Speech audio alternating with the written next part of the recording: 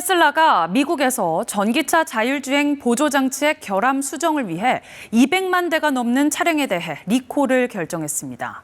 사실상 미국에서 판매된 테슬라 차량 전체에 해당하는 규모인데 한국 정부도 관련 조사에 착수했습니다. 워싱턴 김기현 특파원의 보도입니다. 지난 2월 미국 서부 캘리포니아의 한 고속도로에서 주행하던 테슬라 차량이 정차된 소방차를 들이받아 한 명이 숨졌습니다. 충돌 당시 자율주행 보조장치 오토파일럿이 켜진 상태였고 브레이크는 전혀 작동하지 않았습니다.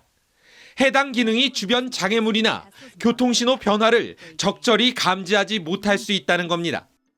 실제 지난 2년 동안 미 도로교통안전국에 접수된 오토파일럿 오작동 관련 사고는 모두 1000여 건에 이르는 것으로 나타났습니다. 운전자 주의를 환기시킬 안전장치가 부족하다는 지적이 잇따르면서 테슬라는 결국 2012년 10월 이후 생산된 전기차 203만 대를 리콜하기로 했습니다. 사실상 미국에서 판매된 테슬라 차량 모두가 대상인 셈입니다. 다만 방식은 소프트웨어를 업데이트해 운전자 경고를 강화하는 것으로 특정 부품을 교환하는 전통적 리콜과는 거리가 있습니다. It will be an improvement in safety. How much it improves safety, we don't know, but it's not going to be the improvement you would hope based on what other manufacturers are already doing for safety. 자율주행 기능과 관련한 테슬라의 리콜은 올해 두 번째입니다. 국토교통부는 한국에 적용된 오토파일럿 기능이 미국과 동일한지 여부에 따라 리콜 여부가 결정될 것이라며 확인 절차를 진행 중이라고 밝혔습니다. 워싱턴에서 KBS 뉴스 김기현입니다.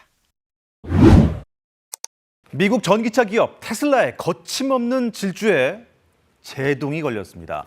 최근 잇따르고 있는 교통사고가 발목을 잡은 건데요. 미국 교통당국은 특별조사팀까지 만들어서 원인을 찾고 있습니다. 자, 테슬라의 자랑인 자율주행 기능에 의문이 제기되고 있는데요. 글로벌리티 은준수 기자와 함께 말씀 나눠보겠습니다. 안녕하십니까? 네, 안녕하세요. 테슬라의 안전성 문제가 또 지금 불거지고 있는데 얼마 전 난 사고 때문이겠죠? 네, 지난 열흘 사이에 두 건의 사고가 잇따랐습니다. 그 두 건 가운데 첫 번째 사고가 일어나는 곳 바로 미국 디트로이트입니다. 교차로를 지나던 테슬라 차량, 대형 화물차 아래로 빨려들었습니다. 테슬라 탑승자 가운데 한 명은 크게 다쳤습니다. 이어 미시간주 랜싱에서는 테슬라 차량이 주차된 경찰차를 들이받기도 했습니다. 다행히 다친 사람은 없었습니다. 사고가 난 차량에는 테슬라의 주행 보조 기능인 오토파일럿이 탑재돼 있었습니다. 미국 도로교통안전국은 특별조사팀을 투입해서 오토파일럿이 최근 사고와 관련이 있는지 살펴보고 있습니다. 또 이 두 건 외에도 20여 건의 테슬라 차량 사고가 조사 대상이 됐다고 외신들은 일제히 보도했습니다. 테슬라는 아직까지 별다른 대응을 하지 않고 있습니다. 테슬라가 가장 앞서고 있다는 기능이 바로 이 오토파일럿이라는 기능 아니겠습니까? 네. 여기에 무슨 문제가 생긴 겁니까? 아직 사고 원인은 나오지 않았습니다. 다만 이 오토파일럿이 다시 도마에 올랐습니다. 이번 사고와 관련이 있는지가 최대 관심사입니다. 오토파일럿은 다른 차량과의 거리를 인식해 차량의 속도를 조절하는 기술입니다. 사고 발생 위험이 있으면 운전자에게 알리고 또 스스로 멈춰 세우기도 합니다. 그런데 이 기술을 두고 말이 많습니다. 특히 2018년 미국 캘리포니아에선 테슬라 운전자가 고속도로 중앙 분리대를 들이받아 숨졌는데 당시 일부 기능이 작동하지 않았다. 이런 조사 결과도 나왔습니다.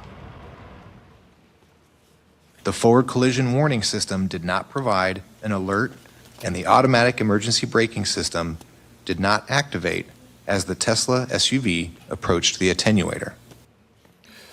물론 이 사망 사고가 일어난 지 지금 기간이 좀 됐으니까 그 이후로 기술이 훨씬 발전을 했을 거예요. 네, 그렇죠. 근데 어떻습니까? 이 오토파일럿이 아직 그 완벽한 자율주행을 보장한다 이렇게는 말을 지금 못하고 있는 상황이죠. 그렇습니다. 그 자율주행 단계는 크게 0에서 5단계까지 나뉘는데 테슬라의 경우 2.5단계 정도 수준에 해당합니다. 아직까지 운전자 개입이 필수적이라는 얘기입니다.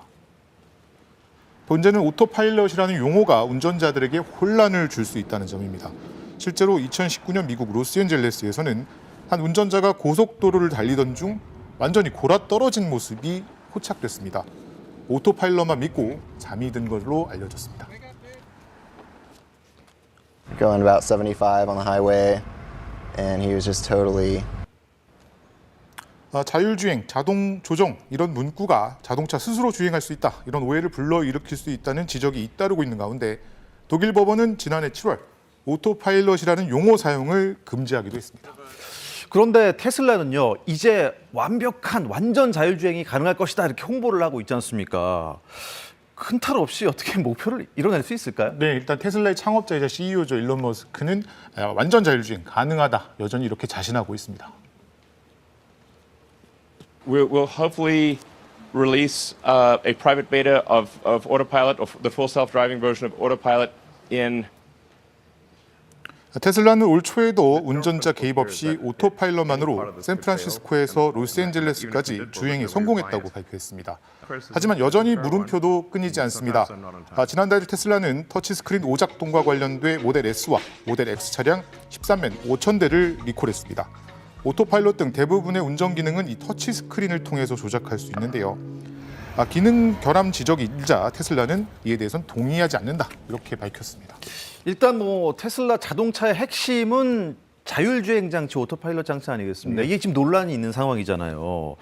테슬라가 뭐 또 다른 악재 또 피할 수 없게 됐다는 이런 내용은 어떤 내용입니까? 미국 당국의 조사도 큰 부담인데 지금 대외적인 문제까지 맞물려 있어서 고심이 깊어지는 이런 분위기입니다.